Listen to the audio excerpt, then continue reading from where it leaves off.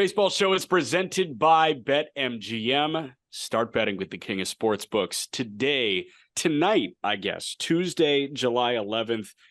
Unique All-Star Week schedule. We released one on Monday morning. We're putting one out Tuesday night, and then we'll put out big numero 500 a little bit later this week. But this is the All-Star break. We're just going to kind of hang out. We're going to do a second half preview on episode 500. But today, I think the plan is just a home run derby recap. We were all at the home run derby. It was an excellent show, a beautiful spectacle, and J-Rod captured a crowd again and then totally tapered off, which we will get into. Also, a couple of rumors surrounding the trade deadline, what two very underwhelming teams may do there. But Peter, fine folks at BetMGM have us in the same looking room in three different rooms on this Zoom.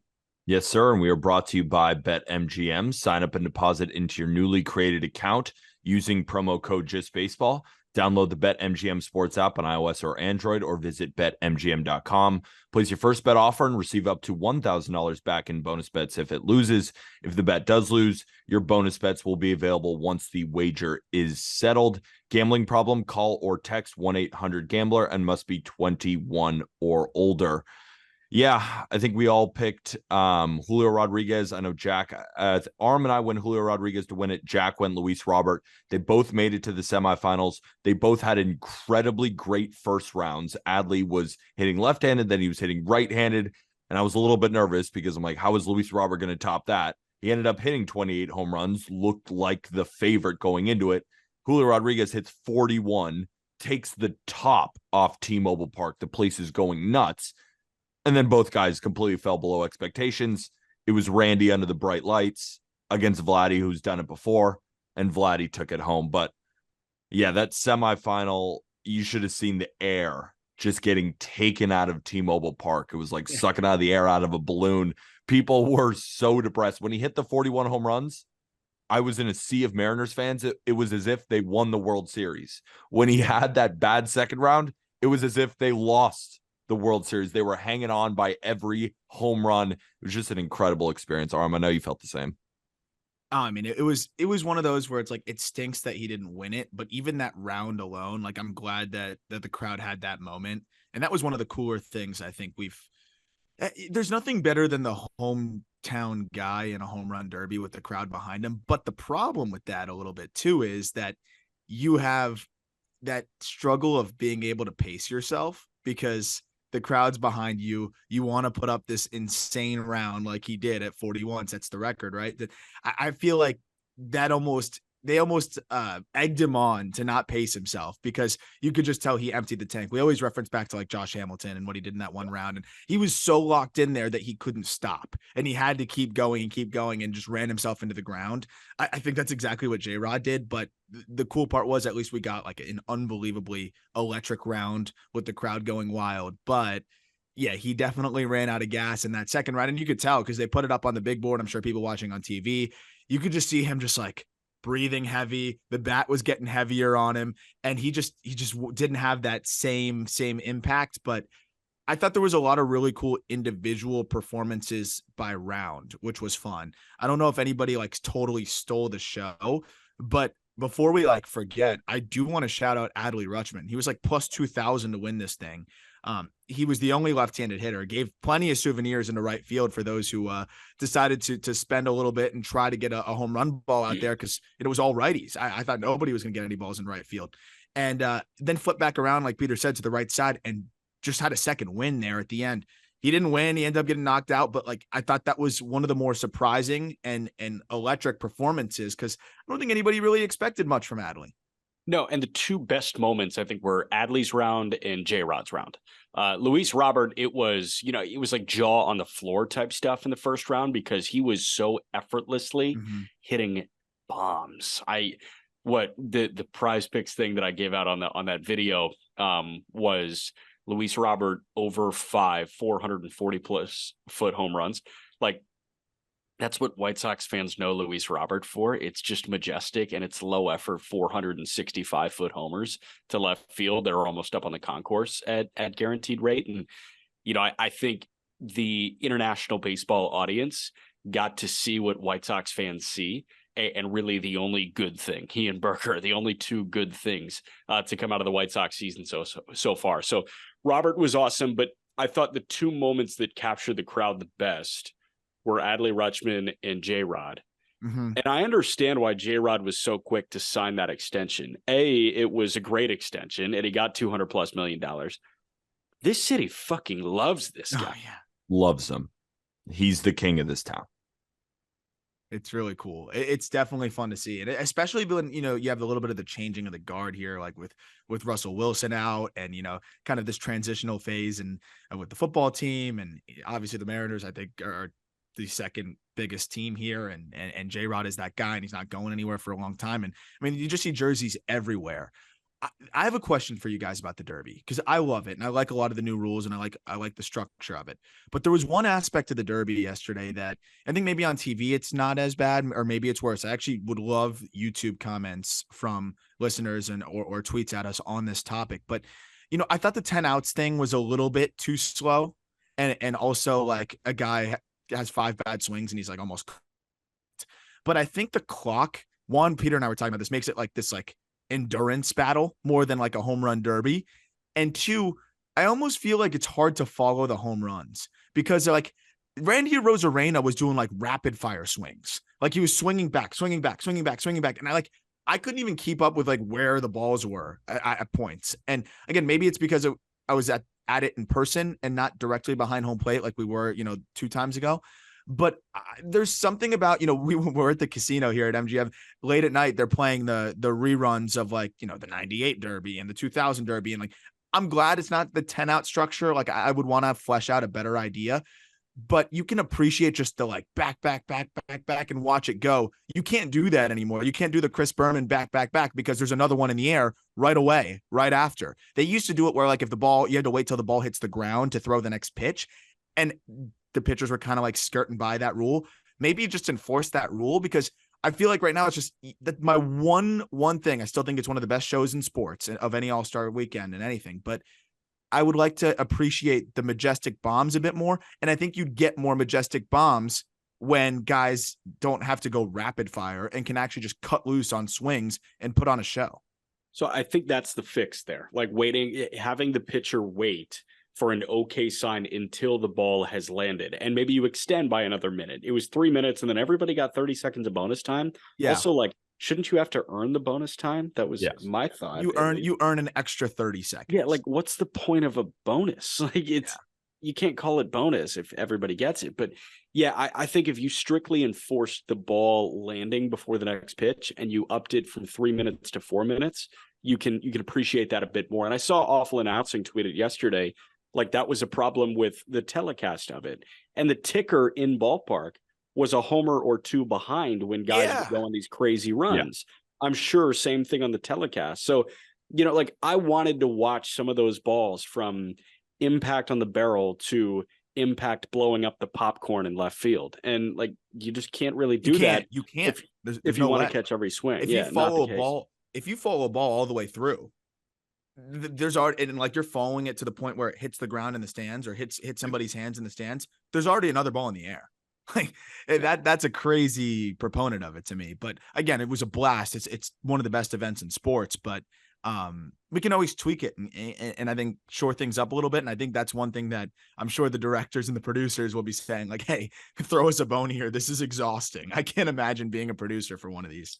So Colby, he writes up his home run derby predictions, and I do too. And he really unveiled this. He does obviously great stuff for Just Baseball. And he kind of came out with a method of picking the home run derby champion. And that method is you have to have a max exit velocity over 116 miles an hour in the regular season, and you have to be 26 or younger. If you look at every home run derby winner since 2016, those two factors have resulted in the winner, right? So those 3 guys who qualified this season were Vladdy, Luis Robert, and Julio Rodriguez. And the reason we use those factors is this has become more about stamina, to Arm's point. Like this has become more about a marathon rather than a spectacle of looking at home runs. Could we have seen some farther home runs Could we have seen some more majestic home runs if it weren't for guys like, I got to hit as many out as possible? And watching from center field, because I got two different looks at it. I sat next to Aram, which was down the left field line, and then I was in center field. In center field, it was awesome, but it was almost too many. You couldn't really observe the home runs. And I'm sure it's kind of similar on TV when it's just too fast. So the people who are debating, like, I would prefer the 10 outs, I can definitely see what they're saying, because it's less about the home runs and it's more just about the competition in itself. But at the same time, I do like the time because we're seeing more home runs. It's almost like, would you rather see more home runs, or would you rather see less home runs, but the home runs themselves are more the spectacle? Would you rather appreciate those as well? So do I think that 3 minutes is perfect? No. But I do feel like watching home run derbies ever since we were little, I do like this format a little bit better. But I like I think it needs to be tweaked, because it shouldn't just be, and the main point of why I brought up that article is it always is the young guys who hit the ball the very hardest, right? You shouldn't be kicked out of the home run derby if you're 27 years or older. And then there's also the factor of the pitching. Adolis Garcia's pitcher was throwing him like curveballs. Pete Alonso, it wasn't his first choice as a batting practice pitcher. It wasn't his second choice. It was his third choice. And the guy obviously wasn't ready too. So there's a lot of different factors. You need to be young. You got to be able to hit the ball hard. And you have to have a great pitcher to put the ball in the zone consistently enough for you to hit the ball out of the ballpark. Is that a home run derby anymore? Or is that just like this crazy competition? Yeah, no, it's like you need the perfect storm. It's a good point on the pitching side too, because like, I mean, it's got to be a lot of pressure for these poor pitchers because the clock's running. If it's outs, okay, I can't find it. I spike 5 straight balls. That doesn't hurt anybody except for just people getting bored. But like, it doesn't hurt my contestant that I'm throwing to. So that's the other side of it too. Is like the clock puts. It makes the pitcher a factor, to Peter's point. Like, it makes the pitcher matter. And I think in a home run derby, we should try to make the pitcher as, the least as important as possible. But again, like, this is just like one of the most perfect events in sports, just being slightly unperfect in my opinion. And there's always ways to tweak it. I like the way that they've gone. And I think that this is still one of the best spectacles in sports, but, yeah, I think we've just gone a little too far down the cardiovascular endurance competition route. While also, can I find the best BP thrower? But yeah, I mean, Alonso was brutal. Like, everything was cutting away from him, and then he was like running it up and in, getting like good IVB numbers on it. Like, it was a tough battle for Pete Alonso in that one. Like, that's where it's hard to watch, because then you just see the clock going and going and going and going. I wonder if we saw the Rapsodo come out for Pete Alonso. That would be good. If the BP coach had like a I saw Pitching Ninja had like a 4-pitch overlay of his BP thrower. Also, we talked a lot about Luis Robert and Julio Rodriguez. How about Randy under the big lights? Yeah, good point. Not even just about Randy. Guys, Vladdy won. Yeah, we haven't even talked about Vladdy winning. Yeah. He wasn't like amazing in each particular round. He just did enough and then outlasted everybody else, which is why he won, right? He actually played it perfectly. So while he was probably the least exciting among the rounds, that's what ended up winning. That's why I do feel like we have to find ways to tweak this time, because Julio Rodriguez hitting 41 home runs, Adley going switch hitter, Luis Robert hitting a 484-foot home run without really using his legs, which I thought was amazing. Yeah, it was crazy. Just standing there swinging with his arms and hitting moon tanks. But it was Vladimir Guerrero Jr. winning it for a second time. And Arm, you had a great tweet too, how we feel a little bit old because we remember Vladimir Guerrero Sr. ended up winning it. And we're going to go into, in the second episode. So this is episode number 1, and then we'll have episode 500 talking about big second half predictions. I am very high on Vladimir Guerrero Jr. and I hope he takes this kind of momentum and pushes it forward into the second half. And then another point, we also talked about the money matters to these guys. Like, they're competitors, so they want to win. But a lot of these younger guys, like, they aren't making the $40 million that Max Scherzer is making. They're not making Mike Trout money. So $500,000 check, that's huge. They want to win this thing. I mean, and Vladimir Guerrero Jr. played it perfectly, even though he was arguably the least exciting. But he knew how to win, and he played it perfectly. For Randy, I mean, this is a guy that's going to hit free agency way later than most guys. He's never going to get like the mega deal. Like 500K makes a big difference. So like you could kind of see these guys wanting it, and that's why it's fun when they have the young guys in it too, because it makes a difference for them. Randy, real quick, because Vladdy, it's so awesome to see him win it. He's another guy that just his swing's just so consistent, and he just was so consistently putting it in the air, which hopefully will carry over into the second half. So as well, high in the air, just high in the air, just crushing them. He was money, and you just kind of knew at the end he was going to close the deal there. Randy kind of ran out of gas too, but it continues to remain a just basically like the sky is blue and like any objective fact. Randy Arozarena is just always going to rise to the occasion. Like even though he didn't win it, he rose to the occasion and took Vladdy to the brink. And like Randy has no business competing with those guys. Like he's more close to Mookie Betts and build than to the other guys. And you saw what Mookie did. That he was the biggest disappointment, even though I love him. It just shows you what Randy's all about, man. Like he just will always rise to the occasion. And there's just something special about that guy. That said, super cool that Vladdy won. Now father-son duo winning it, and definitely makes me feel relatively old for the first time, really, at 26 years old in a week. But like, it feels weird that I can remember a father and a son both winning the Derby. That's still something I'm trying to like wrap my head around. I was sitting with our video man extraordinaire, Will Cohen, during this. And when Mookie came up, I am going to admit this. When Mookie came up, I said, okay, this is my bathroom break. So I went to the bathroom during Mookie Betts, and I was not that pissed about it after the fact, because I know that I missed a very disappointing round. Last thing on the Derby before we move on. You guys, I assume, watched the high school finalists compete between the first round and the semifinal. PJ Morlando, who's a South Carolina commit, the lefty hitter, was incredible. The lefty, like smooth swing, that guy was hitting bombs. He was really impressive. So PJ Morlando all of a sudden is a name for me to watch in college baseball. I wish they did that. They made that a little bit longer, because just speaking again to the stamina aspect of it, I didn't think there was enough time in between rounds for them to kind of really settle in and then like get that second wind. They kept going. That high school home run derby was so fun, but it was so short. It felt like it was 5 minutes and then it was gone. I felt like I looked down at my phone and it was already over. So I wish they did more of that. Like I would love to see college home run derby also be put into that too. Doesn't have to be just high schoolers. Like what if Dylan Cruz was facing off against Wyatt Langford in a mini home run derby, in there too? It's not like, they need the rest right now. They're just finishing the season. They're not Paul Skeens where he's throwing 1 billion innings and 1 billion pitches. They could still hit too. So I wish that they put even that aspect in. I wish they did high school, then they did college, and gave these guys more rest. Yeah, that's true. They'd have a little bit more of a breather too. It's funny.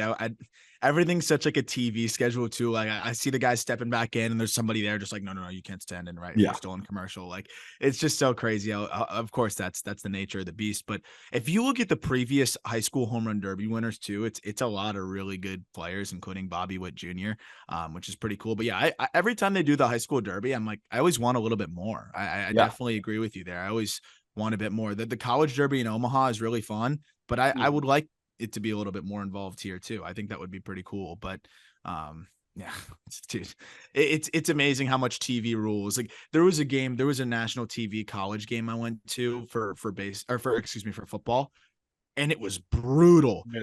Everybody's lined up like ready to go, and the refs literally like, no, you can't snap the ball yet because TV. Like it's just crazy how that works. But yeah, I'm excited. I'm sure they're going to tweak it a little bit. I feel like MLB is in this stage now where they're open to tweaking anything, and I think we'll see them potentially do that. But there's a lot of players that I was hoping to see in this year's competition that we didn't. We still got an awesome lineup, and the best thing about the Derby, the last thing I want to say is like the dunk contest used to be one of my favorite things in the world, but you don't get anybody of note competing in that anymore, which I think is interesting because I think the Derby is more straining on the body than a couple dunks personally. But for whatever reason, we don't have the best players do it anymore. Like Michael Jordan used to do the dunk contest. Like, come on. He used to have LeBron never even did one. Yeah. Like LeBron's never done one. Major League Baseball still gives you some of the best stars in the game every single year in the Derby. and I don't think that'll change. And I think that's one of the best things about the event. And I, I'm really grateful that the players are so willing to participate in it and put on a show for the fans, because you can tell the fans love it. It's a spectacle. I wish MLB paid Ellie De La Cruz like $1 trillion just to come for the home run derby or something. Like I bet he does it next year. I hope so. You definitely should. All right, 2 trade rumors for this episode, and then we'll talk to you for 500. But St. Louis and Nolan Arenado, there's some buzz happening around that, and then the White Sox. Arm, I'm going to kick it to you on the Nolan Arenado saga of sorts. There was a report from John Heyman saying that Arenado could be on the move. Question mark? Maybe, sort of, kind of. What's the word? Yeah, I dug into that more, and with all due respect, whenever that a report comes from that direction, I usually try to corroborate with some local reporters.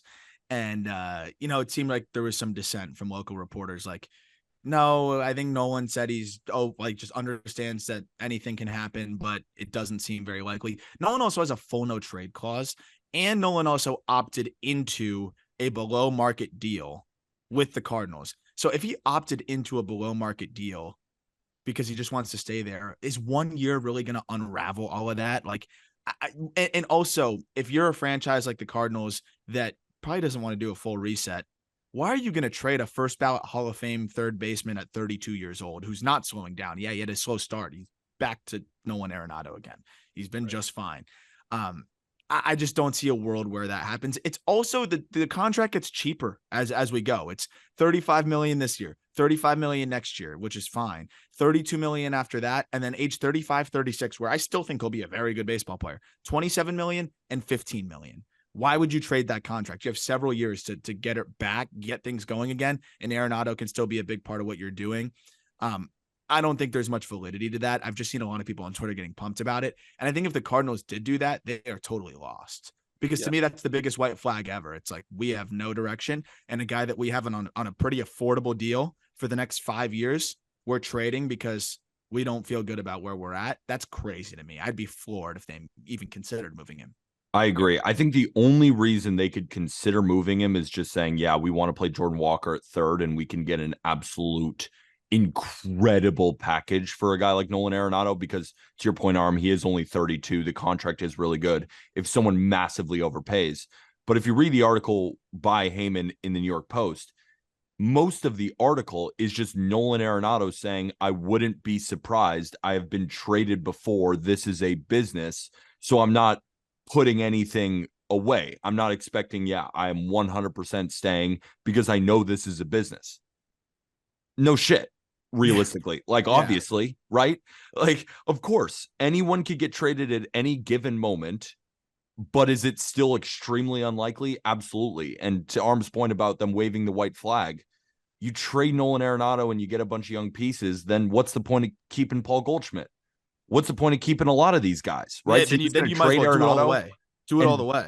Yeah, then absolutely tear it down. We're going to talk about the White Sox in a minute and their reluctancy to really tear it down, but they're willing to give up some pieces who not a lot of people would take. So if I'm the Cardinals, you either go all in on trading everyone. You trade Jordan Montgomery, you trade Nolan Arenado, you trade Paul Goldschmidt, you trade Tyler O'Neill, you trade basically everybody who's over the age of 30, or you don't do any of that, which is the more likely situation. And when I look at the National League Central, I look at a Cincinnati Reds team who has overperformed a lot of different metrics. You look at a Brewers team who have also overperformed metrics. Like, you look at their expected win totals, they're still overperforming. The Cubs are fine, right? And then they're not going to win that division. The Cardinals are way down in the dumps, and it's actually historically, very improbable that the Cardinals could come back here. But if there ever is a division, and if there ever was an opportunity to do so, it is in 2023 in the National League, where realistically the only team that I have full confidence in is the Atlanta Braves. So there's no real point to doing so. And now it's just being headlines because it said Nolan Arenado is not ruling it out. I mean, no shit. He's been traded before. He's also a very particular instance where he was traded when he was great by the Colorado Rockies. And we know that Rocktober does anything that they want. Yeah. So And I think the story is a bunch of baloney, to be completely honest. I think there's almost no chance he gets traded. And then if the Cardinals do trade Arenado and don't trade everybody else, they have no direction and have no idea what they're doing. yeah. And Jack, I don't know if you have anything specific that you want to add, but the one other thing I was going to say is like, even if I eulogize the Cardinals, I said they're dead this year. So like, let's say they're dead this year. But to Peter's point, how about next year? The Cubs aren't a complete product. All of the things that Peter said will be true next year too. I mean, the Reds are building something, but like they're still extremely young, and you know, who knows if they can put this all together again next year. The Cardinals have a team that still, with the core that they have, could easily be great next year. You have Brendan Donovan, you have Goldie, you have Newt Bar, you have Arenado, you have Gorman, you have Walker. You need to adjust. You need to make some tweaks. You got to trade maybe a couple of the other role players. You should have traded Brendan Donovan and Lars Nootbaar for Sean Murphy. And I think that's got to be one of their biggest regrets now, because you're stuck with this, you know, Contreras, who just on the field continues to look more like a shithead to me. Like I for lack of a better word, he just look like, you can see why guys don't like throwing to him. And there was a couple pitches that I saw from Flaherty where it was a horrible frame by Wilson. Like he gave up on a breaking ball that could have been like stuck at the bottom of the zone. And you saw Flaherty like almost show some body language there. Like the way that Contreras kind of carries himself, you can tell, but they got to figure something out there too. Like maybe that's a culture issue. Like there's some things they need to figure out, but I don't think trading the Hall of Famer is the first step in doing so. And I know that the Cardinals, a very old school franchise that, you know, likes to, you know, do right by their guys. I don't see this as one of those moves where this isn't going to take them anywhere where they need to go. So I think the only thing that they regret is not trading for Sean Murphy, and that's about it. Yeah, no, I mean, well, first of all, I love that you start that great position player core conversation, and Brendan Donovan is your first name. That's huge for the brand of Brendan Donovan. I was going in the roster resource order. Yeah, the utility gold glove, Brendan Donovan. No, man, I think, you know, if you move a guy like you guys have said, you know, pretty much everything that I'm thinking. And Peter, I thought your point, like if you're going to move Arenado, you better move Goldschmidt too. Like get him out of that situation. If you're going to move one of them and have Goldschmidt stuck in this, you know, weird purgatory that you're going to find yourself in. And this is the conversation that we're going to have with the White Sox too. If you're going to sell, don't half-ass the sell. I don't think the Cardinals are going to sell. If they did, I mean, you better move Goldie and Arenado for pitching. Like, I want 5 pitchers each. Give me 10. Let's figure this thing the fuck out. And the Cardinals, they just have to figure out the rotation. I think once they figure out the rotation, we could be okay. But how do you do that? Is it trade? The offense has been good. Offense has been good, man. It's just that this pitching staff has been bad. I also think there's a larger element of Cardinals fans freaking out. When was the last time that they've had this type of drama? Right before Yadier Molina, like it's honestly more than 20 years ago. It's been 2 decades. So when nothing is going their way, when there's like floating a little bit of trade rumors in a time where it's kind of relatively dead in the baseball sphere, not dead because we have All-Star Weekend, but there's not many other stories coming out besides that, right? So you get floated there now, and then everybody freaks the fuck out. When if you just read the article, there's no teams linked.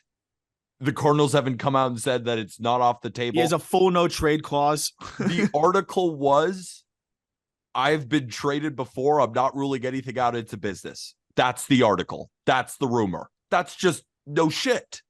Yeah, so, and that's how they're doing it nowadays with some of these headlines. John Mozeliak, you got to commit, my guy. You got to commit to something. Are you going to trade them all or you're not? What are we doing here, Mozeliak? You got to commit. I think they're going to be shockingly quiet. I think they trade Tyler O'Neill. I think they trade the pitchers that are about to be free agents, and they call it a day. And I think that's the right move. You know what John Mozeliak is doing? This is like when you graduate college and you have a girlfriend, and you're like, I don't know if I want to move. I don't know if I want to stay with her. I don't know if I want to make this long term. And you're in that kind of weird position. That's what John Mozeliak is doing with the St. Louis Cardinals. He's got a girlfriend, and he's just graduating from college, and he doesn't know what to do because he still loves her. But does he love her that much?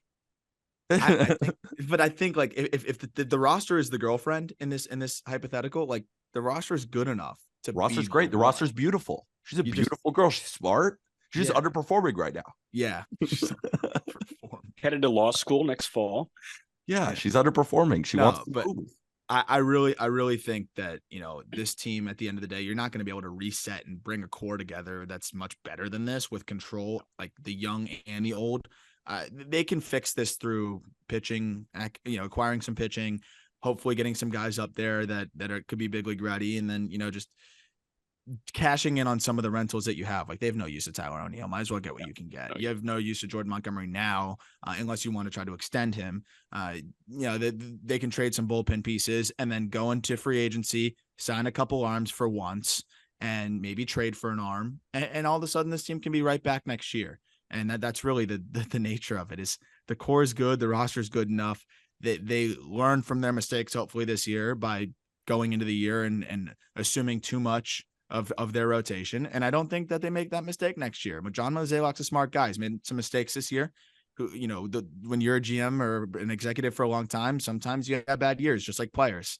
I think this was a bad year for Mozeliak, but I'm willing to bet that he can bounce back and build off of some of the mistakes. The game changes quickly. He's a guy that's been around for a while, and sometimes you got to adapt. And I think this was one of those where he leaned into, I think a career of success, got a little comfortable. And sometimes you got to get the fire to your feet. And I think this 2023 season was the fire that Mozeliak needs. And I think he's going to go back to the drawing board and put together a better team going into next year. But I think that starts with keeping 95% of it together.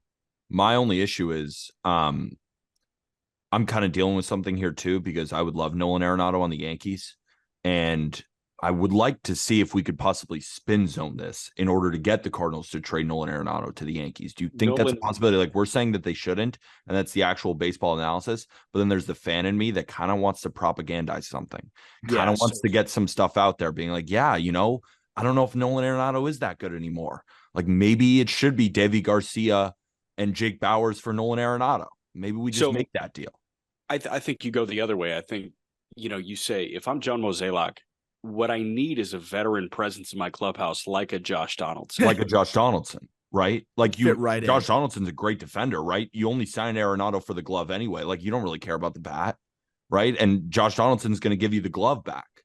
Yeah. Then Deivi Garcia, the Yankees have a great history of developing pitchers. Phil Hughes, Jabba Chamberlain, Luis Severino has an ERA under 7, right? Yeah. So you buy one of those guys. Maybe you even throw in a sweetener like a Willie Calhoun has been kind of heating up, and you make the deal, right? Nolan Arenado, he's $35 million this year. It's a lot, right? That's too much. And Josh Donaldson, a little bit of a discount, right? Down to 25. So you're saving a little bit of money. Fuck the Yankees, damn it. Was that a fun exercise? No. We have fun doing that one. No. Just to wrap, the claim about the White Sox, and I think that was also a Heyman report, that they were willing to move some, unwilling to move others, actually willing to move most, but unwilling to move some, I think has a bit more validity to it. Yeah. And Aram, like, you can ID the players here, but I think I called this, honestly, like 2 weeks ago. I said, this is exactly what they're going to do. And it's the wrong decision, because they are not going to move anybody that can actually start a rebuild. They're going to half-ass this thing like they always do. And guess what? It sounds like they're going to half-ass it. Yeah. Yep. I mean, so they said that everyone is available except for Luis Robert, Eloy Jimenez, Andrew Vaughn, and Dylan Cease. So essentially, Tim Anderson. Everybody you want is not available, except for Tim Anderson, who has been putrid this year. And, TA is going to go. I do genuinely think TA is going to get moved. And TA seems like a guy that could benefit from a change of scenery. But we'll get to that in a second, because I do want to talk about, Tim Anderson and, if he can help, if you guys think he can help a team. But let's just talk about what that leaves. The rest, of what trade chips the White Sox would then have. Andrew Benintendi, worthless. You'd have to attach a prospect. Yasmani Grandal, nobody wants him. Sevi Zavala, nobody wants him. Gavin Sheets, nobody wants him. Lucas Giolito, that's going to get you your best return. He's a rental pitcher. Lance Lynn, that'll get you an okay return since he's been a little bit better. That's, a semi-rental pretty much. And then the relievers are probably going to, like, Kenyon Middleton might get them their best return. Like, Reynaldo Lopez. Gregory Santos, Kendall Graveman. They should be trading all of those bullpen arms. No one wants Yohan Moncada. Michael Kopech's probably one of their better trade options, but he's on the IL with shoulder inflammation, and he's had a litany of injury history. And, who the hell wants Mike Clevenger, who's also hurt? So it's just, this is a spot where, like, yeah, we're not going to trade any of our main chips, but our farm system's not that great. Our big league team's not that good, but we're going to just kind of hang in the purgatory. This is one of the most, like, blatant purgatory situations, and they're not going to spend their way out of it either. I mean, Andrew Benintendi's the highest paid player in franchise history, right? So it's just a joke to add a free agency. It's just a joke to me that they think that they're going to be able to work their way out of this without trading an impactful player. I'm not saying you have to trade Cease and Robert. You got to at least trade Eloy. You got to at least trade Vaughn. You got to try to reset something. How many times are we going to run it back with this group that, one, seems like they don't even enjoy playing with each other, and two, rarely even play with each other because they all take turns on the IL, and three, they just haven't been successful together for years now. Years. And if I'm Rick Hahn, everyone is on the table for me. I mean, it's not like Dylan Cease is this 23-year-old pitcher, right? He's going to be 28 by the end of the year. Luis Robert would get you an enormous package, and he's 26 years old.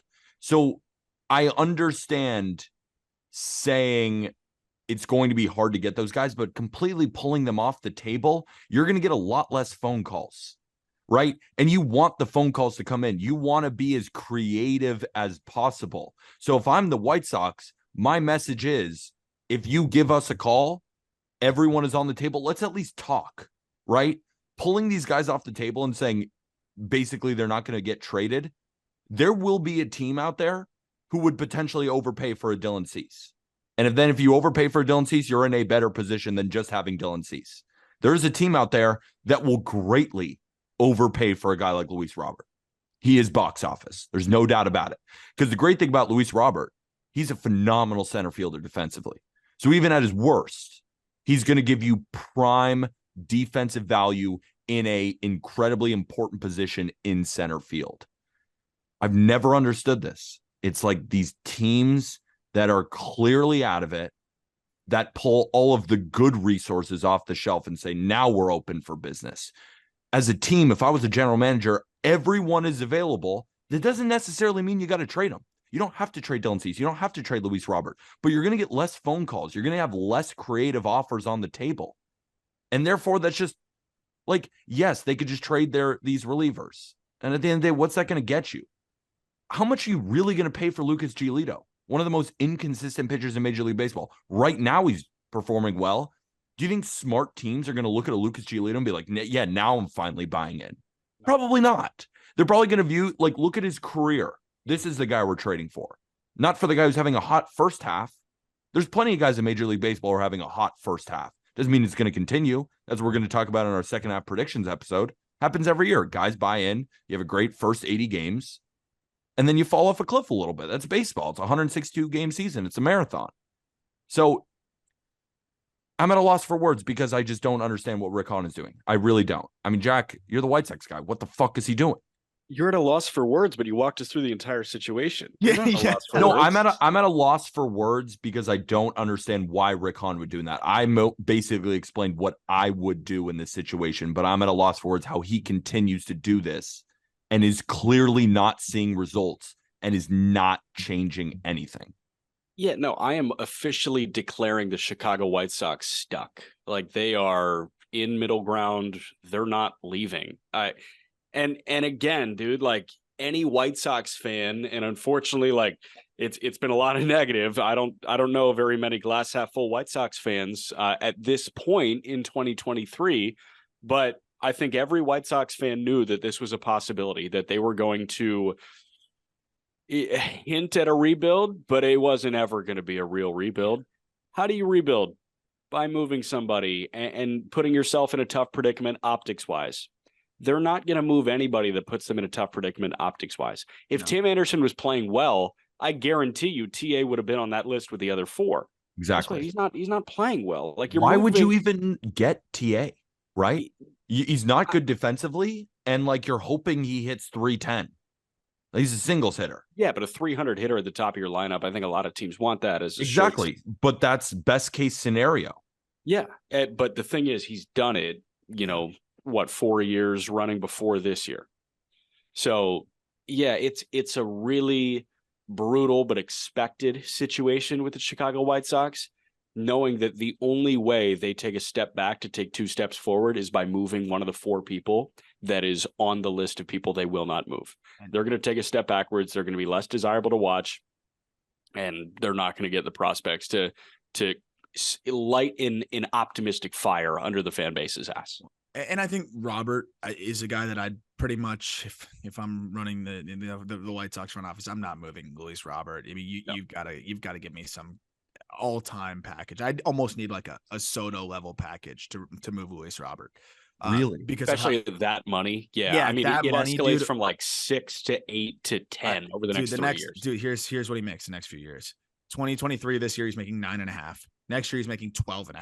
The year after that, he's making 15. And then the 2 club options at $20 million each. Yeah. So this deal basically maxes out at $88 million for a player that's playing like one of the best players in Major League Baseball right now. He's at 28 home runs right now, 27. He's playing out of his mind with elite defense in center field. Like this guy we've talked about, like we were waiting for that MVP season. Well, he's having that like MVP caliber season right now. And he hasn't even had his 26th birthday yet. So that's one I understand just like not entertaining, anything really on. But when it comes to like Dylan Cease, like what are you going to do with Dylan Cease in the last 2 years of control he has? Like, you're not going to be good by then, and you're not going to extend him. We know they don't do that. So like that's the one guy. That's the guy ID. And I'm like, you got to listen to offers on him and see if somebody, blows you away. Eloy Jimenez is hardly on the field for you. Move him. Yeah, like why is your DH who is hurt perpetually untouchable?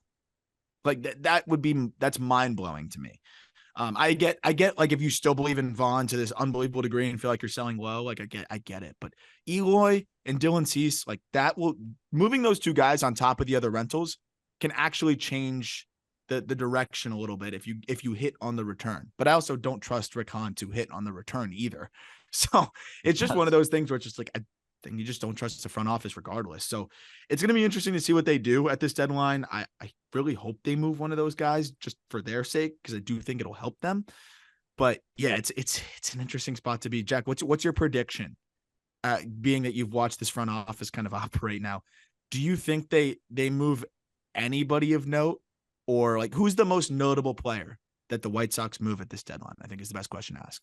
Giolito. I bet they don't move Tim Anderson. I bet they move Giolito. I bet they move Lance Lynn and maybe Kendall Graveman, Keenan Middleton. They're not moving Santos. Santos has been awesome, but he's 23 years old and he's like just starting his clock. So I think they're going to move 4 guys. They're going to move Giolito. They're going to move Lance Lynn. They're going to move Kendall Graveman and Keenan Middleton, and that'll be it. I guess, yeah. I mean, I would consider moving Luis Robert.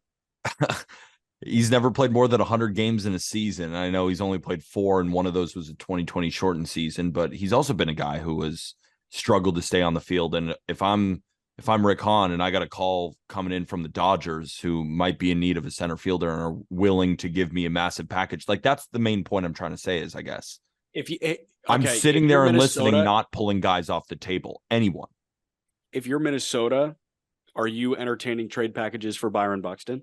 No, because they're contending. If Minnesota was 10 games under 500 right now, and you've got Byron Buxton on this 7-year deal, are you moving Byron Buxton? Yeah, I mean, in that hypothetical, I would consider it. If you are not contending and you are way down in the dumps, and I'm not saying I would trade him. I am saying that optically, I wouldn't come out and say these guys are off the table. That's just how I would handle the front office. Is I would say, give us a call. Let's talk.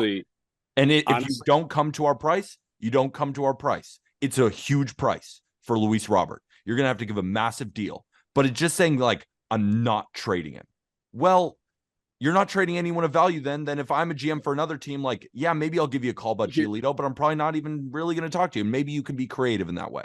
Here's the thing, though. Putting him on a no-trade list immediately ups the price for him. Like, you have to add something to get him off the no-trade list. So yeah. I think that this could be, I'm not going to say planted, but like this could be a posturing move by the Chicago White Sox saying like, we're not moving Cease. We're not moving Robert. Make the deal better and we'll move them. But that's what I'm saying. They said they're not moving him. But so I guess they could just then go back on that. Yeah. Like, why do they need to tell the truth to the media? True. They could just, yeah. But the thing with Robert in terms of the value, I legitimately would need a borderline like Juan Soto-esque package to move him to make it worth it for me if I'm the White Sox. And no, I don't think anyone's coming knocking with that. Especially with like, I think it's kind of known around the league that, you know, he comes with some baggage, not in terms of being like a bad guy, but he's just like kind of like Jazz Chisholm, high maintenance. Like, so when you're giving up a, you know, otherworldly package and you got a high maintenance guy, like it can be a little tough. But yeah, I'm White Sox are top of my list of teams. I'm very excited to see how they handle this deadline. I expect them to do it poorly, but I'm very excited to see nonetheless because they're just a fun team to monitor. Yeah, we're gonna go do a live stream from our hotel. It is the Emerald Queen Casino, which is an MGM partner. So yeah, we're gonna do we're gonna stream on YouTube, kind of talking through the All-Star game right now, and then we'll come back with 500 on Thursday. Peter, take us out. Absolutely. So the best way to support the Just Baseball show is to get yourself some Just Baseball merch, which you can find in the episode description. Another good way to support is to rate and review this podcast 5 stars, whether that be on Spotify or on Apple Podcasts. And if you're watching us on YouTube, hit that subscribe button. Takes a second. Also hit a like and let us know in the comments if we said anything asinine. If you're like, Peter, no fucking shot I'm trading Luis Robert. You were on crack. Well, tell me why. Tell me why I'm not being optimistic or I'm being too optimistic, or tell me why I'm crazy, or if you might agree with me or any of the stuff that we said in this episode. That's Jack. That's Aram. We'll be back for 500. And with that, thank you, everybody.